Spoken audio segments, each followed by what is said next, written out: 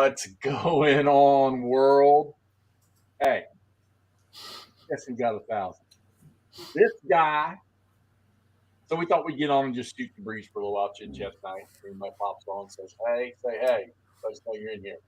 Hey. So yeah, we're here. We're not going to do nothing special. We're just all going to run our mouths just like we would on our regular chat, so you can see what we're like all about when we're not showing our asses to the public. Well, but I don't think we should go full on. Oh, okay. All right, I'm good. No. We'll watch Todd play Stalingrad 42, and we'll comment on his use of tweezers. And we'll watch Nache mess around with Star Wars and naval battle stuff. Looky there. And this would be from? This is a 3D printed model that is going to be used in my brother's and my project for calling it Kanji City. It's a cyberpunk type thing. This is one of the characters for. We're going to be using the Fistful of Lead rules. Is that like a gold-plated coat he's wearing? No, it's just brown leather. Heathers, pleathers. A street veteran. And then his number 2. Who does number 2 walk for? Number 2. And big bruiser here with the cybernetic arm. Love the gun. Love the gun. I think the back eagle embroidery pops out real nice there. Oh yeah. And got this dude, my hacker, my street ninja. Those stripes turned out nice. Nice. With the Nike kicks on, or those Jordans? They would be Adidas. Adidas. And then everybody needs an orange assault weapon in a holster. It's less scary when it's orange. You know, when I first saw that, when you were showing that to us last night, I thought it was the dude in Boba Fett, the robotic gunslinger. Oh, yeah. No. What's his name? Cad Bane. Yeah, that guy. Oh, Cad Bane. No, I've got Cad Bane around here somewhere, though. I got your Cad Bane right here. Hey, just as y'all popping in the upper corner over yonder to my right, that would be Toddley Wardrobe. Hey, what's up, Purple? All right. And down yonder would be Brian, Mini Warm-Up. I'm trying Other way. to get down there. I'm trying there. Oh, I guess I could just do it this way. There he is right there. Check Brian's channel out. That mug, he paints his ass off too. And then yon corner, down to the right, would be Chris, not Jay, from Not Jay's Chronicles. If you've not subbed there, get over there and sub and take a look at some. All right, so Naval City with him and Star Wars with him. Post-apocalyptic, all kinds of Zombicide. wall, zombicide stuff with Warmutt. And, well, we all know what Wardrobe does. All right. Picks his nose. He just plays a little bit of everything. So check all these guys' channels out. Oh, I can't move there.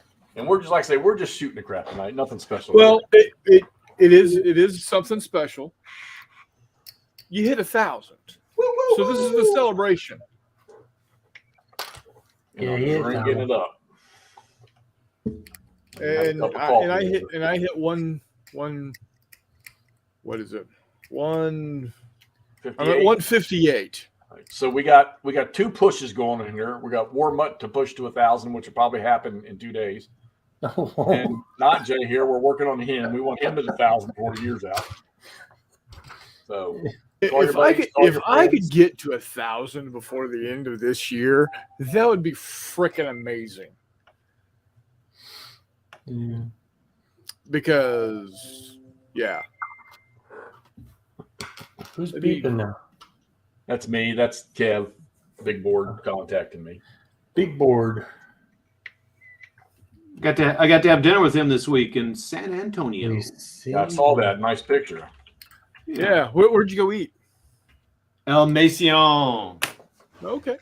The local owned place. Got to meet the owner and cook chef. That was cool. Actually, I think his wife's the chef. Deb's wife? No, this restaurant we went to.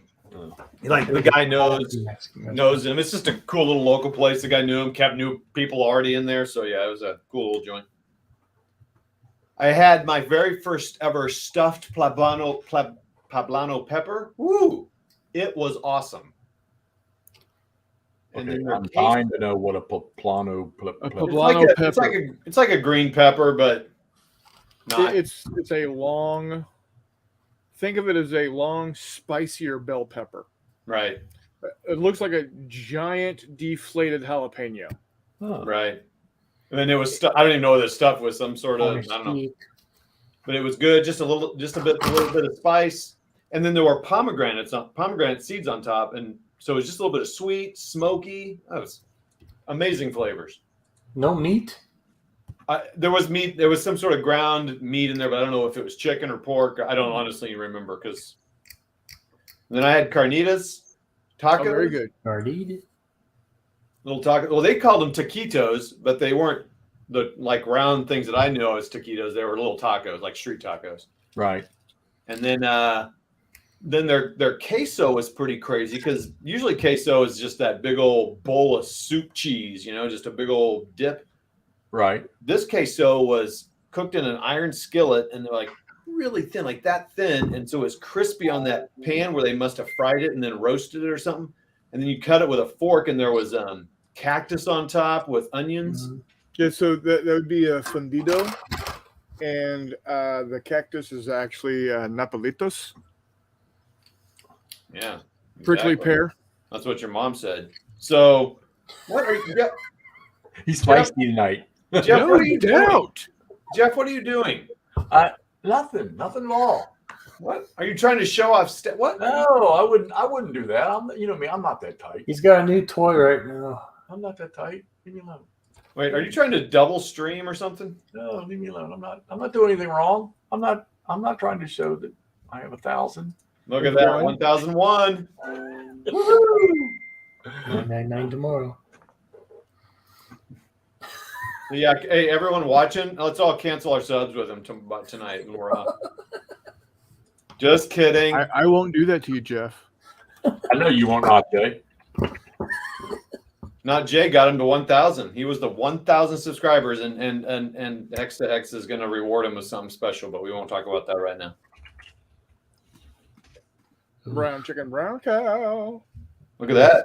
Is that an Italian ship? No, this is USS Idaho. It says Idaho on it, Todd. You want to see an Italian ship? It's this guy right here. Italian ship with Italian dressing. And does it have I love the red stripes. I loved painting those when I did the 1-3000 stuff. That was fun. I had to hand paint those. Yeah, baby. And what I mean by that is I had to freehand them because yeah, unlike GHQ and other companies that make naval miniatures, they did not create the lines automatically in there. Devin. What's up, Devin? Hey, Devin. What's up, brother? Oh, Dev. I need info on that. You took one little teaser of a picture of that freaking Napoleonic game you all are making at the con. That was just downright mean. I got to know more about that. Yeah, that looks pretty interesting. That Napoleonic game? That looks good. Not Jay. It was Waterloo, wasn't it? Or that area of? I don't know, but it was kind of tactical. I didn't even know they were coming out with that. So that intrigues me. It'll be out later this year. Chestnut, what's up, brother? E4 on here. You just gotta dive in and do it, man. It's like it is with anything. I probably no close. And if you love the ships, I've got a video of every one that I've painted so far up on my channel. Yes, I'm going to do a little self promotion here, Hexy. You got 1,000. I have 158. I think you can share. Let's get Dev up in here. Hold on. What? Let's get Dev up in here. Oh, are you serious? Yeah, let him pitch this Oh thing. yeah. Oh yeah, he can talk. Oh baby. Oh, he can, and hopefully he can maybe talk about a little other thing that's hopefully happening a little sooner than later. Come on up in here, Devin. Devin. Hey, that means I got to get off here because he's too good. So we'll get some firsthand input. Let him pitch this get thing. some class up in this game. So this Monday is going to be my next video for another ship. What ship should I do? I don't know if I've ever seen you do an aircraft carrier. At least not me. You mean like this one here? Yeah. I don't know. What is that? That's a Japanese aircraft carrier. Oh. I'm waiting to do my American carrier. There he is. Hello, Devin. Even Dev. Class? You're expecting me to bring class to this? I don't think I can do that. Tom was so scared of your superiority, he was going to bail. We never said class, Devin. We said information. No, okay.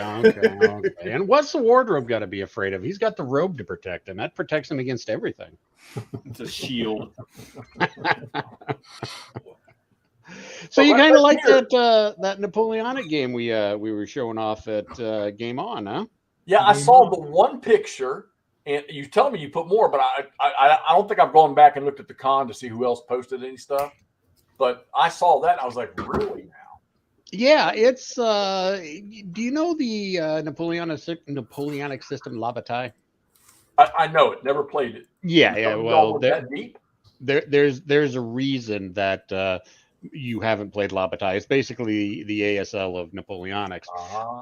But the guy who has designed this for us is huge in the La Bataille community. He designed La Bataille de Moscova, and he's just been in La Bataille for a very long time. Well, he decided he needed a simpler game of Napoleonics that wasn't La Bataille, so he threw together this one, and he's got at least I want to say 3 or 4 games already planned out. Now, this first one is kind of 2 games in one. It's part of the Peninsular War. Vermeo and for the life of me, I can't remember what the other battle, because the Vermeo is the smaller one. We were doing the kind of the bigger one, one of the starter scenarios of the bigger one. It is basically brigade level. It is command driven. Formations are important, but you don't live and die. It's like, oh, I'm in column and I got to go into line and turn 1 hex this way and then back into column. It's very, it's what do I say? It's kind of like what Lock and Load Tactical is to ASL. This is to La Bataille. So it's a much easier system. And there's 3 different levels to it. There's the soldiers game, and I can't remember what he calls the other 2 games, but it's definitely adding in intensity and rules the more you go up. And we were just playing the beginner's game, but yeah, it's a really cool brigade system. Turns are like 15 minutes long, 250 meters to the hex. But yeah, it's really cool. Uses a percentile based system, which I think is fantastic. Now, is La Bataille, isn't that the one from Marshall Enterprises? I think they've done La Bataille. I think there's a few companies that have done La Bataille products, but yeah, I think that's the main one that's done the most of the La Bataille. And this guy that's doing this for you all, giving us a simpler. Look, so I stretched from Napoleon to World War II. Right. I really haven't touched. I've got a few good Napoleonic games back there, but when I want to get down to a nitty gritty level, pretty much the only one I got is Wellington's Victory. Oh yeah. Now this one, like I said, this gets down to the brigade level, so it's on the smaller scale. We probably will never see, I don't know, Borodino with this scale, or with this system, but yeah, he plans on putting out as many of these titles as they're still profitable and we're still willing to publish them. The game is 96% done. It is going to ship with a solitaire system, and it is going to kind of run similar to Lock and Load Tactical and Nations of War, World at War solitaire system. Although you're going to have two different levels of command. Start to get into the little mechanics of it. Each turn, both sides roll a d10 and add their overall commander's value to it, and that'll determine how many primary orders that each side will get. And then you determine who has initiative.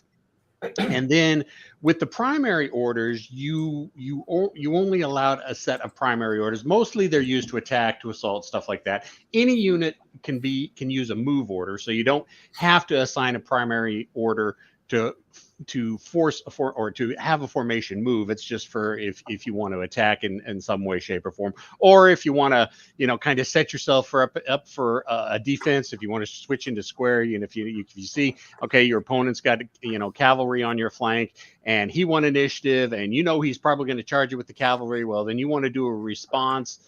Put an order response on the brigade you think is going to get hit, and as the cavalry comes in, you switch into square formation and mess them up really bad. So there's going to be two types of solo command cards. You're going to have command cards that are going to be keyed to individual brigade or individual corps, between corps and brigade. Regimental command. I think it's regimental commanders, and that will determine. All right, you roll on his card. So say you've got Wellington. And he has got 5 or 6 different types of orders that he's going to give out to his troops. It's going to be dependent on what the historical command rating or command style of the leader was. So if you had a leader that was more defense, he's going to have more defensive commands that he's going to throw out there. And then, of course, you're going to have the actual formation cards that are going to be at the brigade level, because since it is a brigade game. And what I mean by brigade is formations are brigade. I think it's broken down into no, I think it is just brigades. Napoleonics always confuse me. But so each quote unquote formation, you'll draw a card, and depending on a whole bunch of different situations and variables on the card, that'll determine, okay, roll this dice. This is what you're going to do. You're going to march. You're going to set up formation. You're going to go into line. You're going to go to square. You're going to just stand and shoot. There's a whole bunch of different things to do. So really, the game itself is set. The scenario itself is set. The counters are set. I mean, the maps are done. He's just working on finishing off the solitaire system right now. Now, okay, so is this thing going to cover, is it strictly Naval Alliance Waterloo, or is it going to stretch for that entire 100 days campaign? Well, this one is the Peninsular campaign, which was Spain. So why these do I think two it was Waterloo for some reason. Because we've got another Napoleonics game that's coming out that's covering parts of Waterloo. Okay, wait a minute. What was the single picture that you first posted at GameCon? I posted about. We had one individual one that you posted, like right off the bat. Was it just me, or all I could see was the box standing up on the table? Oh yeah. That's not the Waterloo one. It's Napoleon versus Wellington. You're right. Okay, yeah.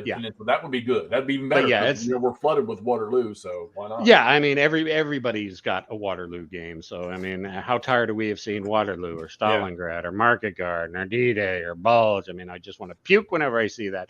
So anytime we get a chance to do something other than that, I kind of need more Dragoon. That's all I'm saying.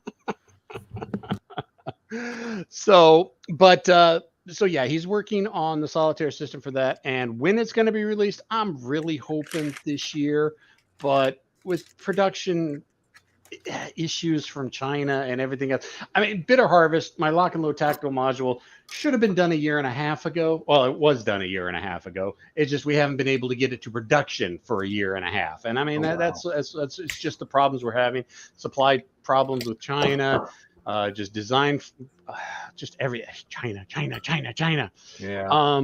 Good example. We finished off our Kickstarter for Point Blank. What was it? September, October, something like that. We still haven't got the proofs back from China on that yet. Hopefully we'll be getting them back in the next week or so. Once we get the proofs for those done and all approved, and it's like, yes, the colors work. Yes, these are the cards. There's no typos. There's no mistakes. We like how these cards are laid out. We like what how they're cut, everything like that. It's going to take them 6 weeks to print all the units that we're buying from them. Then it's going to take another 3 to 4 months for them to ship them to us. So we're not going to be seeing point blank before middle of summer, probably. And again, all this is coming down to just issues from China. Now, you may ask yourself, why don't you just print it in the States? Well, in China, we can get point blank done for $19 a unit. The cheapest we could find it here in the States was $87 a unit. Oh, wow. Okay. And all right. Now, wait a minute. Now, what? Okay. So $19 a unit in China, but what does it take for you to get that thing over here? Well, see, even with the shipping, because the shipping it used to be $7,000 a container, it's now like $22,000 a container. But we don't pay that full price. We pay what portion of it is occupied by our pallets. And normally, what we used to do with Academy games is that we would put all of our orders together. Get one huge big container shipment order put together and have it shipped off. We're not doing that right now. So even with the shipping, it's still cheaper to get it done in China. Right. And that's the thing that's killing us. I mean, if we could get the same quality, the same value, and the same price here in the States, we'd be doing it here in the States. The problem is, oh no, the minimum we do is 5,000 units or 10,000 units. Like, we only need like 2,500 units. There's no way we're ever going to sell 5,000 units of this. So, and as much Not with that attitude. and not Jay, I know as much as you love World at War, we're not going to sell 5,000 units of World at War. Oh, I So- absolutely know you're not. I would love for you to. So would I. So, and then we do have another Napoleonics game that is kind of in the same boat. It's just about completely done. I mean, the art's done, the map's done, scenarios, playtesting, all that good stuff. But the cool thing about this one is it's going to be at company level, which you don't see Napoleonic games at the company level. You just don't. So, and this one is going to be set at Waterloo, but it's going to be one of the maps and the scenarios is going to be covering Hougoumont, which, I mean, normally you look at a Waterloo map, you got Hougoumont, this tiny little dot on one hex maybe, and this one is nope. This is like a 22 by 34 map of the Hougoumont, and it's done at the company level and like 50 yards per hex. And so yeah, when that was presented to us, I said, David, we got to do this because nobody does Napoleonics at the company level. So there's what's out there. I mean, Yep. I mean, you can break down units in Wellington's victory, but I think it's just pretty much skirmishers. Yeah. Well, you can always throw out skirmishers. I mean, anybody can throw out skirmishers. Even throw out skirmishers at the company level. But yeah, I mean, normally it's brigade regiment level games. That's what you do Napoleonics, mainly because the battles were so friggin' huge. I mean, take example Borodino. I mean, that had a front line that wrapped around for like 11 kilometers or something silly like that. So. That could be quite big. One thing I think that's one of the things too. Waterloo is the front was not so over, lengthy. Right. I mean, it was. Borodino was massive compared to a lot of other ones. The Waterloo frontage was relatively small. So. But yeah, that's the two Napoleonics games we've got in line for Lock and Load Publishing. So Devin, yes, sir. Is the one that's going to be a while before? I mean, is Glory and Empire First Victories? Is that the one that you were talking about? Yes. That's the one that's going to be covering the two battles in the Peninsular campaign. I can't remember what other three he's got, but he's got all the mathematics worked out, so you can take whatever the historical units were, and it's like, all right, quick formula, bam, this is the strength points, this is the firepower value, this is the morale. I mean, he's got it all set up. So yeah, I mean, as long as you get him the numbers, and he has all those because he's been in La Bataille forever, he can keep just pumping them out as quick as he can make the maps and the counters and the scenarios. Well, the counters and map look really great. Oh yeah, the counters are absolutely fantastic. I mean, I like one of the reasons I like ACW, American War of Independence, Napoleonics, is kind of the whole pageantry with the uniforms, and these counters look exactly like the uniform jackets of whatever units they're supposed to be representing. It's like I looked at them, it's like, oh hey, light rifles, I know those guys. So yeah, that's great. So if anybody's on, not anybody, if you're on here and you're on Facebook, just go to the Lock and Load Publishing Facebook group, and like 3 posts in, there's a whole series of pictures. So. Yep. All right, I need to look at that. That's going. I've been, like I said, I've got a few good Napoleonic games that have been sent to me back there, but I'm sorry, Devin. I didn't catch it. When might this come out? Or I'm hoping later this year, but I mean, right. Okay. with production chains and the issues from China and everything else. Yep. Okay. Yeah, that's I can't commit because every time I commit to something, it gets blown back. So I just stopped committing. It's like hopefully within the next yes. So that's pretty cool, man. I mean, obviously I'm not into Napoleonics at all, but that's tempting. I mean, well, the tactical level thing is what to me, brigade is regiment, brigade down. That is, I mean, you start playing. It's funny. You take something like a Napoleonics or even a Civil War game, and you make it divisional, it just instantly becomes operational. right. So this will be a change of pace to this could be something that would make me throw a Napoleonics on the table and get after it. Well, and the good thing is, I mean, like I said, it's going to be 2 maps. Both of them are roughly 22 by 34. So these are regular, big, huge size maps. And the hexes are slightly under 1 inch. So, I mean, we're talking a good bit of terrain here. And each map is going to have, I think, anywhere from like 5 to 10 scenarios on it, including hypothetical scenarios. So, yeah, we're looking to try to get a lot of gameplay with each one of these box sets. Awesome. Well, what else do you all got? Is there anything you got kicking behind the scenes that you can mention? You got a frog in your throat there, not Jay? I'm a little hoarse. Well, okay. More like a tea biscuit. Gee, I guess you want to talk about Blood and Fury. Oh, I mean, if you insist. Well, yes. And since you insist, I will go ahead and touch bases. 99% done. Just a little bit of editing left to do. I think Mark is finishing up a couple of the maps.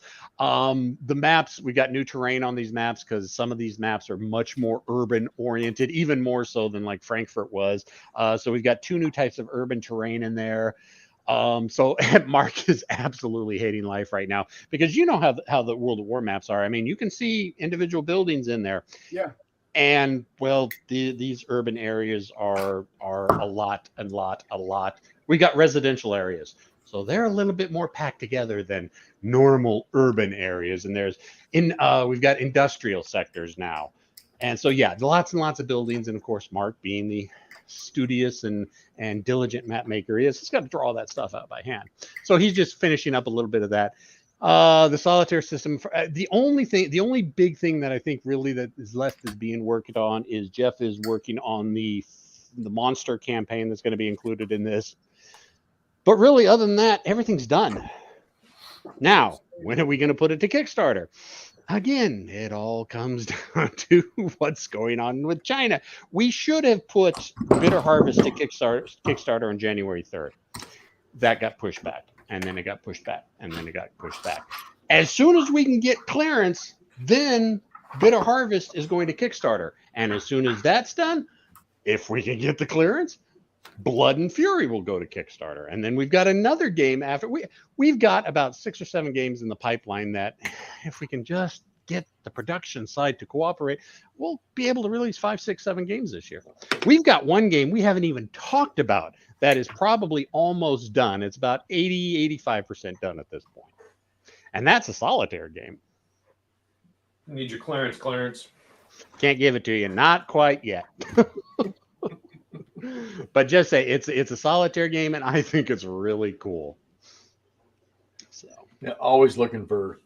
Right now, I'm on a other than what I have on pre-order. Of course, I tell Todd this all the time. I'm not buying any more games right now. There's just nothing else out there. Yeah, sure. Yeah. Okay. And then I see this freaking picture that you post of a Napoleonic game, and I'm like, son of a bitch. Well, it's going to be a few months before we get to that one. I mean, so you've got some time to sweat it out of me. I didn't say that, you did. I just said you got some time. That's it. Well, that's one I will put on my checklist to look forward to. So cool, excellent. And if you're telling me there's a second one, so.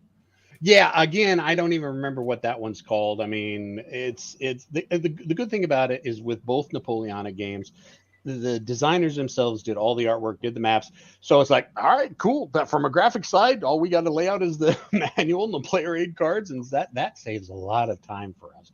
And the guy who did the art for the Napoleon versus Wellington, the Peninsular Campaign one, he and I have reached out to each other, although I haven't gotten a response back from him yet. So we might be seeing more of his artwork in upcoming projects.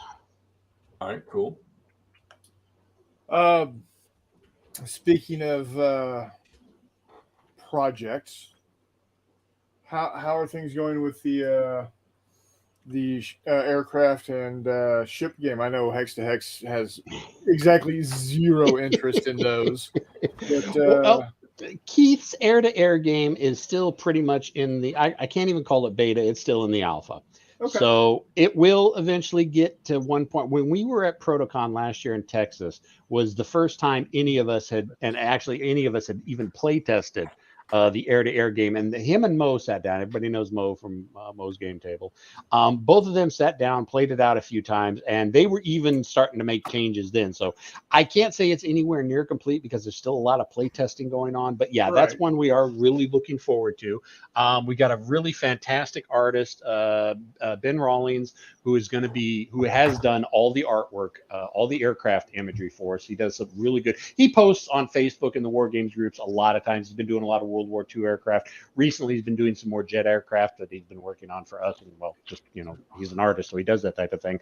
That's really, really looking up. But yeah, that's next year at the earliest before we see that one. I totally understand. The naval game is, I'd say it's about 70 to 75% done.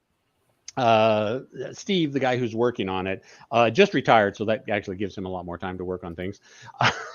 He had to rework how the surface to air and air to air numbers worked. So the counters, we've got to get those counter numbers changed a little bit. The map is done. We kind of had we had the map at Protocon, although he's talking about, well, I may need to make some changes because there's a lot of air search and surface search and radar installation search rings on the map, so you can really easily tell. It's like, all right, well, he's within the search radar of that naval base right there. So he may cut some of that out, but. What was the next? Oh, the next step is we need to get those changes made. We need to get a vassal module made up for it, which is mostly done. We just need to get the stats on the aircraft and the ships changed around a little bit, so we can have a beta test for the naval game, so he can start working on the scenarios. He already has a couple scenarios, but it's kind of hard to do when you don't have the counters with the correct aircraft and surface numbers on them. But I don't plan on seeing that before next year. So. Okay. That's fine. I mean, I'm not. I need to get Blood and Fury first, so because I've got a few on there that I'm. What is it? Okay, what's with this World at War 85? What do you want to know about it? I love the game. Give me the scoop on that. The scoop. Geomorphic maps. They're counters. My God.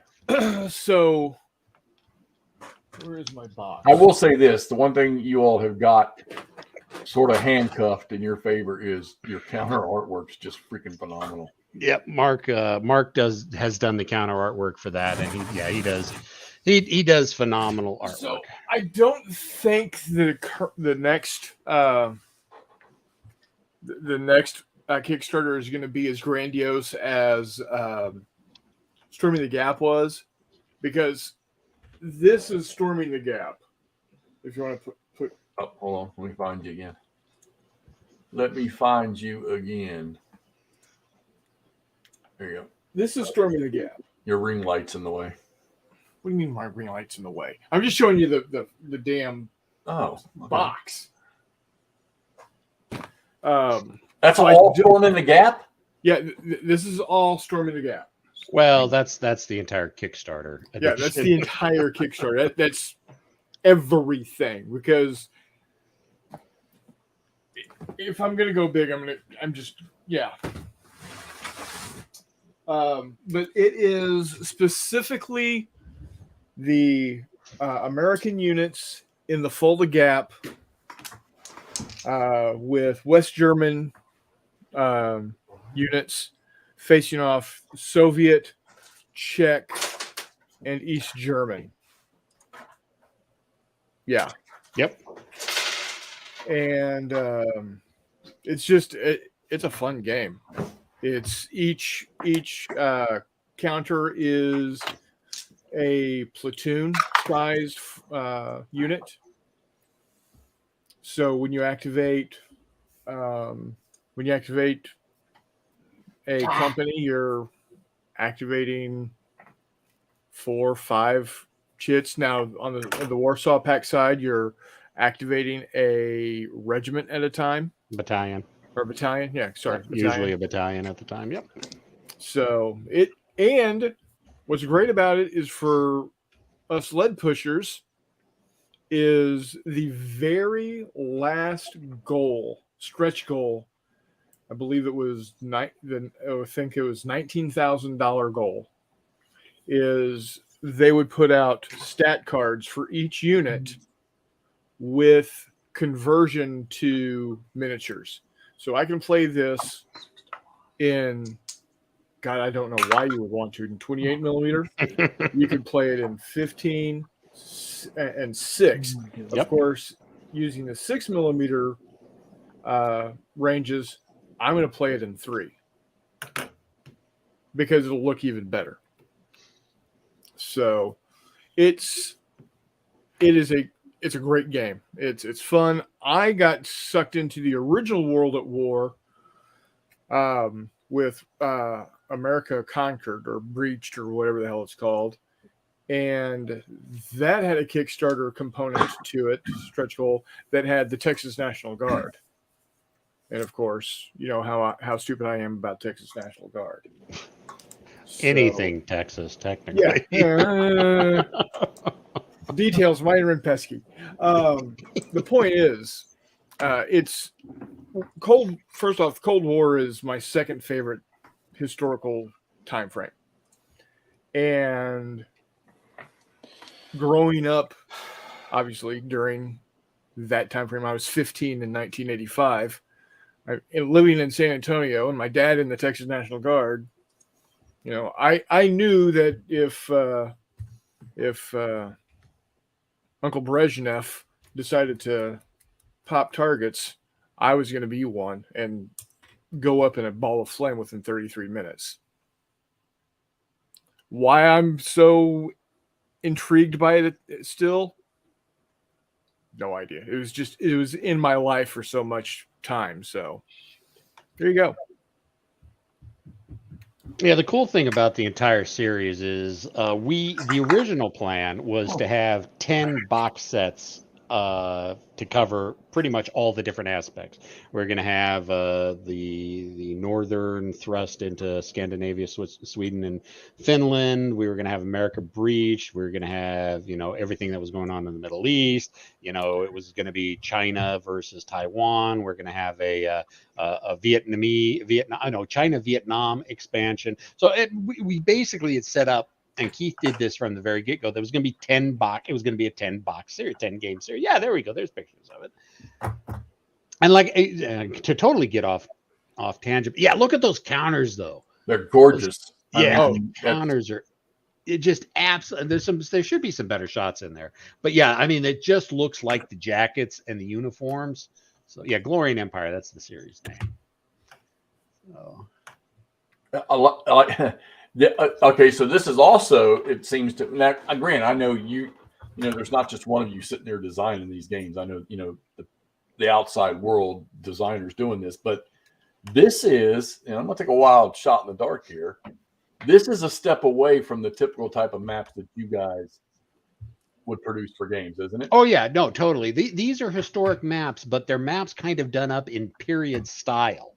Right. And honestly, I think for both ACW and AWI and Napoleonics, I think that's the way to go. These maps are just absolutely beautiful because they look like period topographical maps.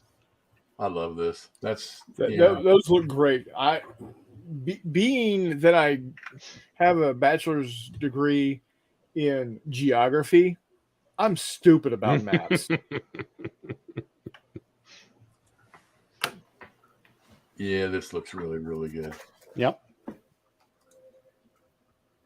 in this. Okay, so it's the peninsula. Is this just okay? Is this the Battle of Toledo? Oh no. This is a Vermeo. I think this one is Vermeo. Okay. Yeah. Which I have MMPs. Napoleon Brigade. Never played it. So there's a lot of count or numbers on those counters. Do you know? There have an are. idea what they are? Oh yeah, I know exactly what they are for the most part. All right, so let's take a look at this image right here. Let's take a look at that green counter that's kind of towards the lower of the screen, the 5/60th in the upper right-hand corner. That, of course, if you know British units, you know what the green jackets are. Those are the riflemen. That's Sharp's rifles and everything. All right, so let's take a look at the numbers. In the lower left-hand corner, you've got the 1, and with the 1 with the upper script. The 1 is how many strength points it is, and a strength point is about 100 men. And the 1 is that goes towards stacking. I can't remember exactly what it specifically is. That icon in the middle, that's kind of that orange and yellow. That's the rifleman's icon. That means that is a rifle infantry and can range out to 3 hexes. The 32 is the morale. And whenever you have to take a morale check, you roll a percentile against that, and you're wanting to roll high. If you roll low, that's bad. So basically, if you roll a 33 or better, you're going to pass your morale test. However, every time that I seem to get shot at, that was morale -10, morale -15, morale -20, what have you.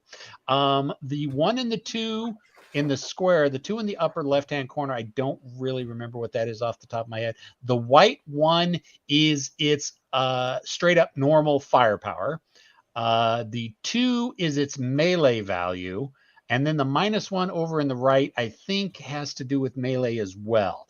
But it seems like there's a lot of numbers on there, but most of them you don't really pay attention. There's no movement on any of these units because movement is determined by unit, because a man can only march so far. And it doesn't matter if he's a Frenchman, if he's an Englishman, if he's Portuguese, if he's Spanish, you're only going to march so far. Cavalry, again, they're only going to move so far. French cavalry might be a touch better and I think has like 1 extra movement point.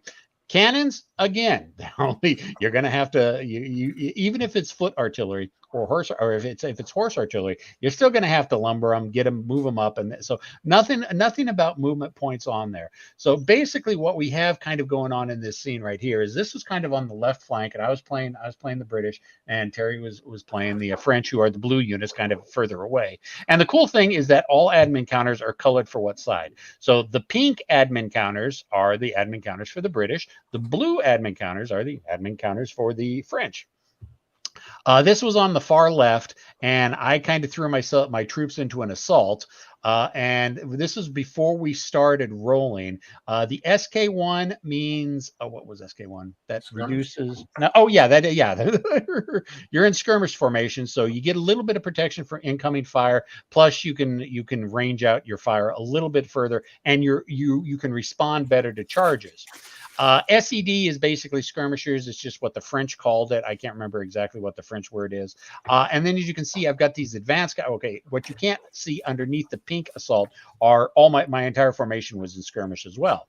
So we both had our skirmishes out, and then I threw myself into the assaults, which is basically, all right, I'm not even going to bother shooting at you. I'm just going to run up and try to poke you with a stick. The combat went okay. Whenever you have 2 units that have skirmishers out, or any unit that has skirmishers out, as soon as you get melee, skirmishers automatically come back into the formation. What eventually happened was the unit on the left, the one kind of closest to the left, was stopped in its tracks. The second unit over the one that the pink unit that's kind of in the middle actually shattered that one right there. It attacked the unit that's right in front, the French unit, that one right there, and actually broke them and managed to punch through. So I had kind of a nice little breakthrough going on. The next unit over didn't break, but didn't do anything to the opponent as well. And the unit on the far end, if you also kind of see, there's the British that's got the S on it. That means he's shaken. And if you'll notice down in the lower right hand, or in what would be the lower right hand corner, there's a white box with a -10. Since he's shaken, his morale is -10. So, and that's one thing you got to look out for, because there are several stages of morale. You start off with shaken, then there's broken, then there's fleeing, and then routed. And if you're routed 2 turns in a row, you're just completely removed from the map. So basically what had happened, that unit that I'd punched through in the middle, he just could not get his rally back. He eventually ended up retreating from the battle completely. However, I had kind of got a little bit, my 2 attacks on the flanks didn't go so well. So my one unit was kind of stuck out there in the middle. And if you'll see, there's that fresh unit with the 6 and the 39, 6 at the bottom.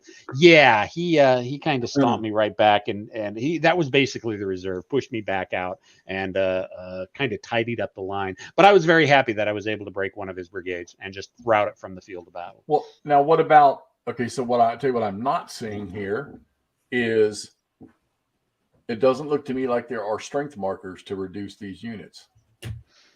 So there are, but if you get reduced in strength, the counter gets flipped over. All right.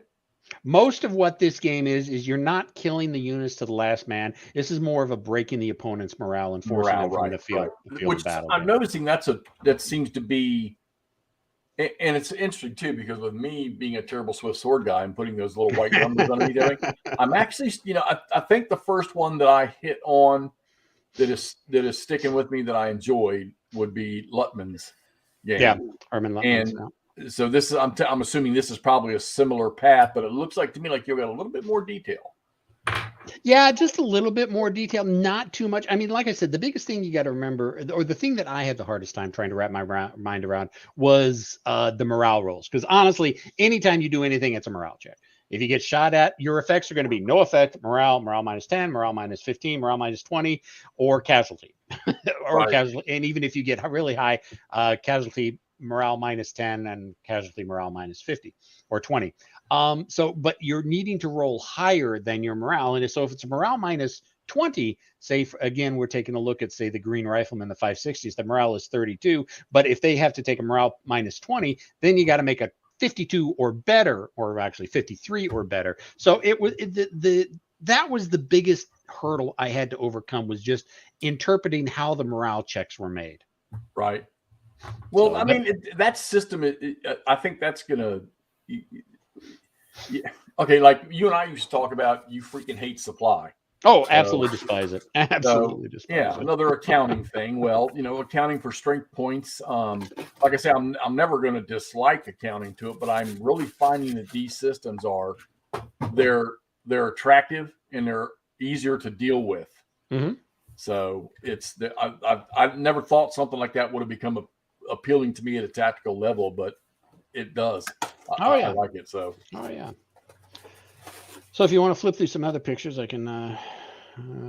That's basic. That's basically the results of that combat. Yeah, my guy got disrupted, but if you'll notice, I disrupted, and there's that one retreating unit way in the back. So I mean, it was good. It would have been better if both of my flanks, the 2 suppressed units I have there that pulled back, could have followed it up a little bit more. But like in the next turn, that 6-1-39, he just kind of charged right into me. I was disrupted, and so I had to fall back and tidy up my lines. But I assume that this B broken. Yeah. So you did something to him. Oh yeah, no, I did some damage to him. I just didn't get enough of the right dice rolls. One of the problems was my artillery was far too back. That was those were down in the lower left hand corner. I think those were 4-pounders, and so they really do crap at long range, which is like 3 to 5 hexes for 4-pounders. Wow. And that's a look at one of the units. That was the first unit I lost. That was kind of in my middle. And that was his dead side. So he didn't have nothing to disrupt to or anything. Yep. That was kind of on the far right where most of the attacks happened. I had 2 brigades in line, and he slammed into the 1st brigade and kind of pushed him back. You can kind of see where I did have a front line, but as soon as he advanced forward, then he realized I had a 2nd brigade right behind, and well, the advance kind of stopped. You see a lot of disrupted and shaken units out there.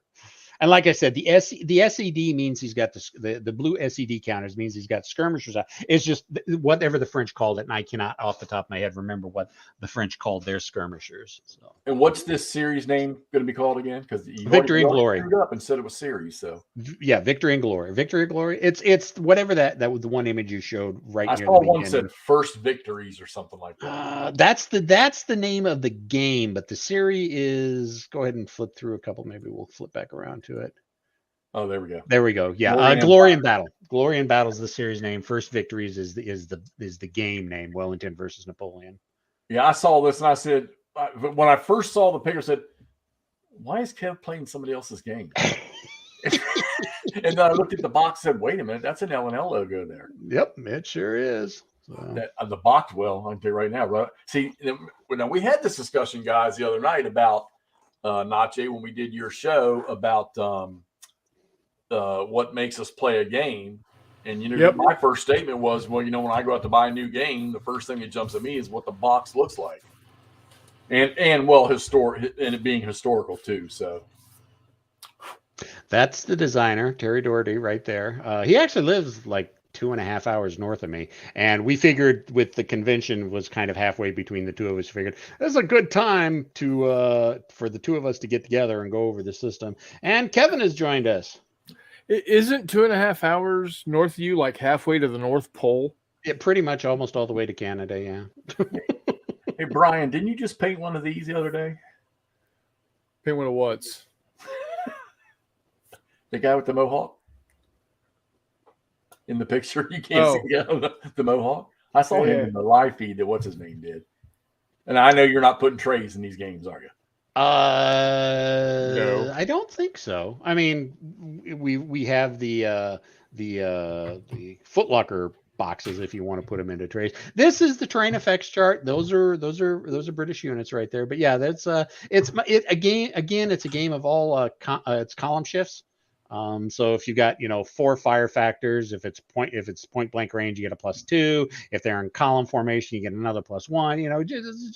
And then you roll on that chart, and then that'll determine what the effects. Oh, so you stuck it all in one location. Okay, so how many? All right, so I'm playing this game.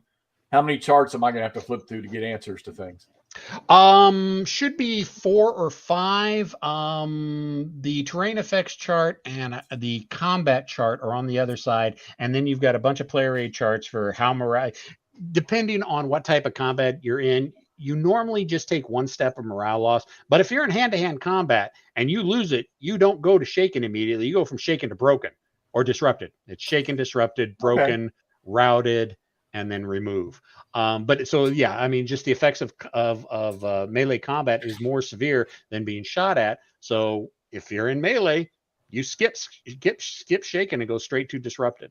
All right, so just a quick glance at this. So are you telling me that in this game that a certain combat result in a particular type of terrain can end up being something completely different that results to the unit? Yes. Oh, well, not in the unit. These will give you the column, the shift modifier.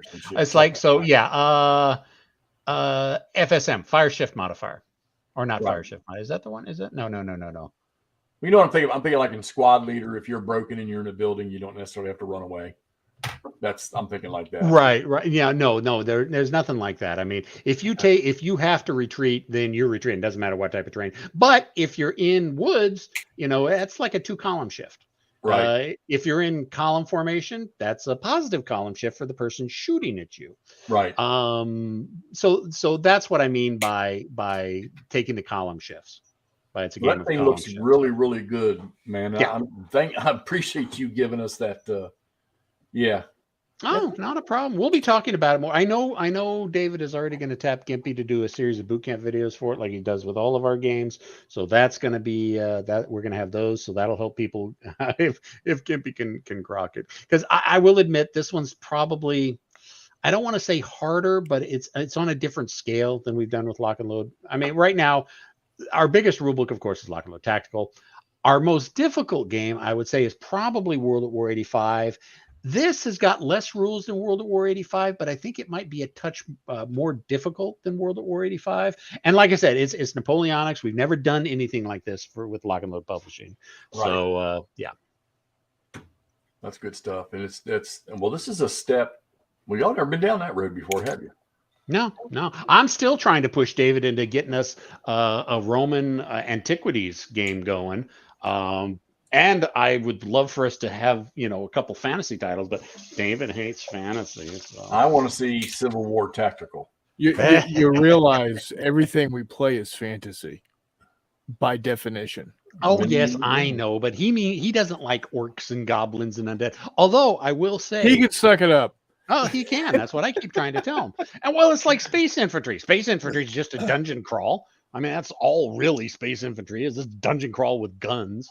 Right. But Sean, who's our master of all things Nation at War, he's actually got a fantasy variant for rank and file warfare using the Nation at War system with magic items and a whole bunch of other stuff. And I think it's a great thing. I've already told Sean I'm more than happy to willing to help him with it. But David is, I don't know about that. It's like, dude, we can put out packs. I mean, we can have the first pack. We don't even have to make this a full-line box game. We do this kind of a print and play or print on demand.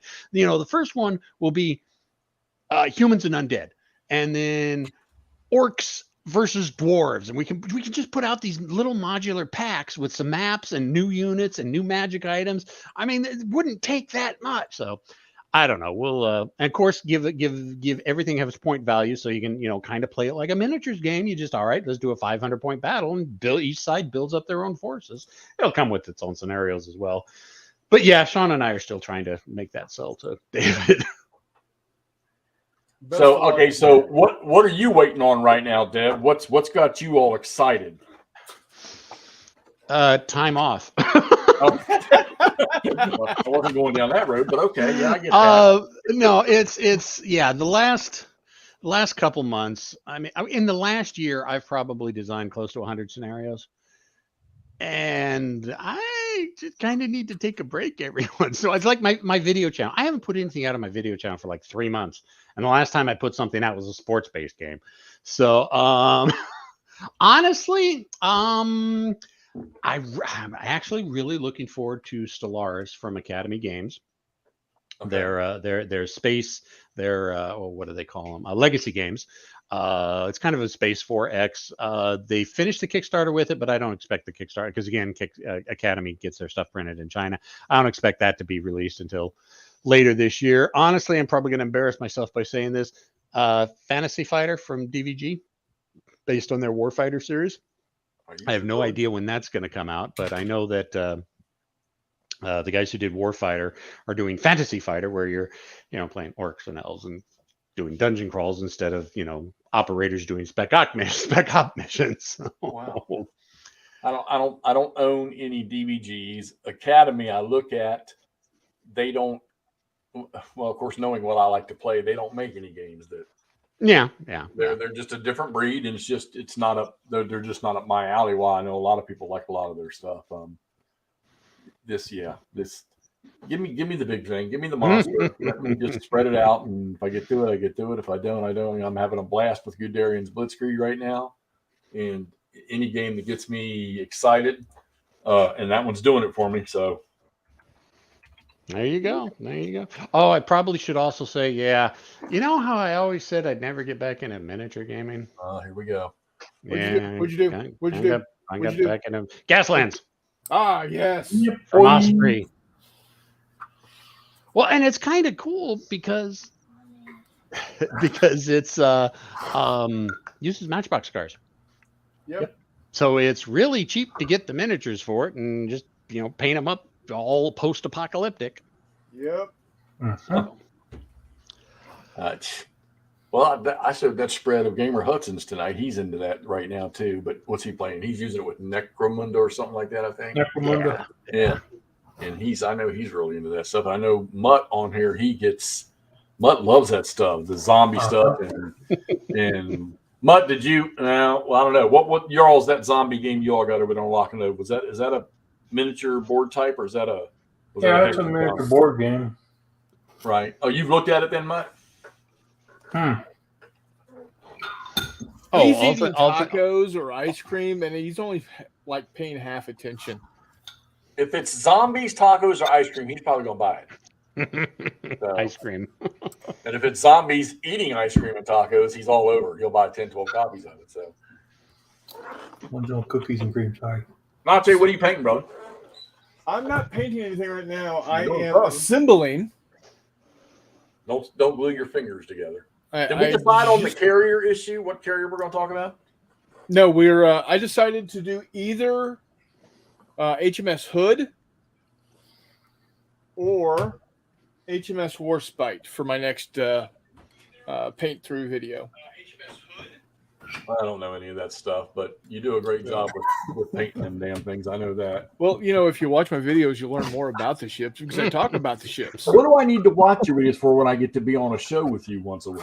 And listen to Well, you there is talk? that too. But pump up those numbers, man. Pump up There those we go. numbers. All right. Well, home, Mutt. Bullshit. Turn it back on. Right? Which one was that? How new was that one? Jesus Christ. So Brian, All right, Brian, When Brian. you set warm up, let me know when the year's done and you finish playing it. He is 8 up. Brian, have you played the lock and load zombie game? Oh, no, I haven't. It's pretty fun. And I don't like zombie stuff, but it's a pretty fun game. And it's kind of it's like miniatures. You can use miniatures for it easy. Is it solo, Mr. Lock and Load? No, it's more group play. It's a good group game. I mean, I'm sure you could play it solitaire because for the most part, the zombies run automated anyways. And when you're playing multiplayer, you're all playing as humans fighting against a zombie. So yes, in that regard, it can be played solitaire. I think you play it solo. Oh. You can actually play almost any game solo. Just gotta, Yes, you can. So this is the World at War data card. All right. I'm playing World at War 85, and I've got the game set up. How many of those cards do I got laying out beside the board for me to play the game? One for each type. You don't have to have these out at all because all the information is On the counter. on the counter. Okay. This is just a player aid that you don't have to have. Right. But what's nice about it is, of course, the counters are much bigger. So for those of us that are like blind as friggin' bats, we can see what's going on. And then it also has their special features and where to find the rule for that feature. So the first scenario of World War 85, I've got about 7 of these cards, and I think 6 or 7 Soviet cards. For Pete's sake. And I just have them stacked, one on top of the other.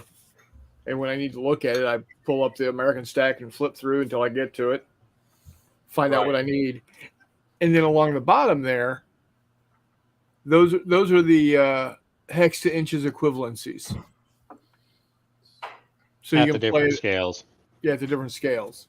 So for instance, the range of an M1 Abrams AP is 11 hexes. In 6 millimeter, it's 8 inches. 15 millimeter, it's 18 inches, and at 28 millimeter, it's 32 inches. Now that's just regular range. You can fire out to double that, but you reduce your chances. So Right. And then move is 6 hexes, 4 inches, 9 inches, or 16 inches. So it's just handy to have. You don't have to have them, but for those of us out there, to give you an idea on the different size. So this is the actual counter size. That's the size of the counter on the card. So, who in But here? this has everything you need on the counter to play the game. Who in here has issues with mega amounts of numbers on counters? I'm okay. It depends on what it is. I mean, these are actually rather easy to read. They're actually better than the original World War 85 because it's a less stylized font. I like it. I like the numbers on it. Yeah. It all depends on how the counters are laid out. Now, for me, the World at War stuff, absolutely love it. I mean, armor, it's armor piercing, high explosive, defense, move. I mean, it's all laid out logically. All the counters are the exact same way. Death Ride, Kursk, no, those counters are far too busy for me. Advanced Squad Leader armor vehicles, far too busy for me. So it depends on how they're laid out. Yeah, I know you got Death Ride Solera. Yeah. Now, It's going to Texas. Now, the other thing that's nice about lock and load, you don't have to cut. Clip counters. They are pre-rounded cuts. So very Love nice. that. Love that.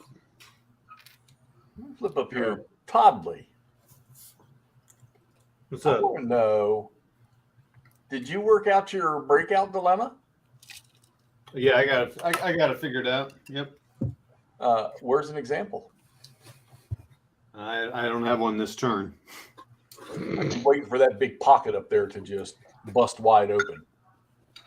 Yeah. So I mean, yeah, I'm probably not going to get one. I might get one up here. But yeah, Well, you were talking about right there in that little pocket there. You were gonna the up here. come down just a little bit to where the elbow is there. You were talking about just attacking there, just to get out through that gap to the left there from the front line, a little farther down. No, not to your left where you're just solo entering. No, come on, you got but one other place to put your finger. Put her next to that 133 infantry unit on the border, That's what she said. over by Dinyanti or whatever it is, where you got the two single German infantry divisions sitting there on the border. We're getting closer. We're getting closer. We're in that area. You were talking to the west there. You were talking about attacking out of yellow there. one. The white marker. The white marker. The white marker. So, you see Right where there. your hand is? Yeah, right there. Right there. Not there. You were talking about. Look what Kev says. Kev's there. Gray one. No. So what's going to happen here is that these guys auto DS, so they have 4 they can advance. So they're going to go 1 and then attack here, and then when they're done with that, they'll move back around and attack there, and that's breakthrough. So you can do it multiple times. Oh, really? So they get 4 advances, and they basically get up to like 2 or 3 battles afterwards. So that's a big deal. Because my first turn I did not do that. So you really need to. It's the only way you're going to break out. That's why it's called breakthrough. So it's fun stuff. I like the 7-inch games, man. Yeah, all but one. Well, that's your problem.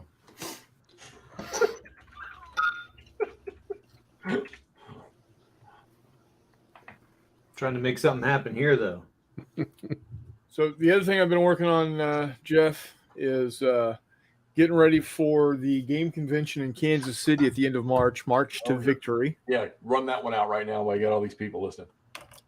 If you happen to be in the Kansas City area or can get to the Kansas City area, last weekend of March, Wiley Games, Jay Wiley and crew are putting on a brand new convention. This is our first year. It's called March to Victory, and it is a wargaming weekend. It's $15 gets you in the door. Friday evening, all day Saturday, and Sunday morning. We're hoping to have at least 9 vendors. We have up to 16 tables available for gaming. It is primarily a miniatures game weekend, but if you want to bring up a hex encounter game and there's room, by all means, throw it out there. Go if you want to run a game, you go to marchtodvictory.net, and there's an application process. A couple of photos of the game you're going to be doing, a couple of scenario of what you're doing. There's going to be a big Axis and Allies game. Is that it right there? Yep. So yeah, if you are going to be in the Kansas City area or can get to Kansas City for that weekend, it's going to be a blast. I'm going to be running Star Wars games all weekend. Our buddy McMurray is going to be there. Y'all are going to be running McMurray. You're going to be running stuff. McMurray's going to be running stuff. Todd, aren't you going to be down there? No, he doesn't get to make it this year. I'm unable to go. All right. So No. while I don't do much of this, I will tell you this: that every time I've turned on a stream or a video where Wiley's got a table set up, that shit looks awesome. Yep. His So tables that's really why good. I am working on. Oh, slide down real quick again to the bottom. There can also be sponsorships. The veteran war gamer is actually my brother, Jay. He threw some cash at him. So if you like talking about just gaming stuff in general, not so much board games, because my brother isn't really into board games unless it is Command and Colors, all varieties. Check him out. It's just a regular podcast. So whatever you podcast, check him out. That's the plug. But this is what I've been working on, because I'm going to be doing a Tantive Oh, damn it! assault. That's okay. I almost kicked you out there, buddy. Sorry. Hold on. That's okay. So I've got these 3D printed modules that I'm painting up. This is, of course, C-3PO from Star Wars. So getting these put together, because I've got to have a table full of them, and I'm hoping to make it look really good. So I've got Tantive 4, and I've also got the Battle of Endor. So With the little fuzzy bear guys. yeah. Actually, McMurray's bringing them. Oh, wait a minute. Who's the one that was showing one that was painted the other day? That was you. Right here for Chuck. Oh, that's right. Yeah. Okay. I forgot. I'm getting this sent out to you, Chuck. I promise. McMurray found them, 3D printed them. Actually, I found them, and then sent him the files. He 3D printed them and painted this guy. Here's pretty demonic eyes looking on that Ewok. Yeah, he does. The right way. And of course, there's Chewbacca. You said McMurray painted the little Ewok guy? Yeah, McMurray That painted would this one. explain the I painted this one. His eyes aren't as good, but hey, whatever.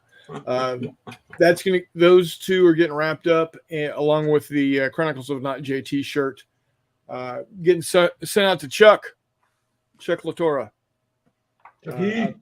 out there in San Diego, where it never rains. Bullshit. So, but yeah, it's gonna be a lot of fun. So, if like I said, if you're in the area, if you're interested, come see us. $15, can't go wrong, man. Yeah. Oh, I agree. And it's a first time go at this thing. I got again, Mr. Non-Mini here. I got a strong feeling this thing's going to be a hit. Yeah. Well, the other good thing is there's going to be food on site, and not just we're bringing in some crap ass cold Little Caesars pizzas. We've got an actual caterer who's got the hot dog rolling machine, the popcorn machine, the cheese and chili machine, and both Friday night and Saturday night between 6 and 10 p.m. there's going to be an open cash bar. So it's being billed as a gentleman's weekend, playing gentleman's games, enjoying gentleman's beverages. And all of this was decided by Jay Wiley's wife, Robin, Who, from what I understand, is extremely, extremely fun and efficient. Oh, she's an amazing woman. She's a pleasure to work with on getting games going, and just makes sure Jay gets all of his stuff out and to the public with Wiley Games and Fistful of Lead. All right, gang, it's been a blast this evening. Deb, I appreciate you popping in here and giving us a rundown on Napoleonics there, or actually not a Peninsula, problem. Wellington. So. Real quick, Private Public says he wished Star Wars had a shaved Wookiee. A manscaped Wookiee? A shaved Wookiee. Oh, I'm sorry. If you watch Rebels, Star Wars Rebels, the animated series, Zeb Orrelios is basically a hairless Wookiee. He's based off the original design that McQuarrie drew up for the original Chewbacca. So there you go. There's your shaved Wookiee. In fact, he even calls himself jokingly a shaved Wookiee in one of the episodes. So it's kind of funny.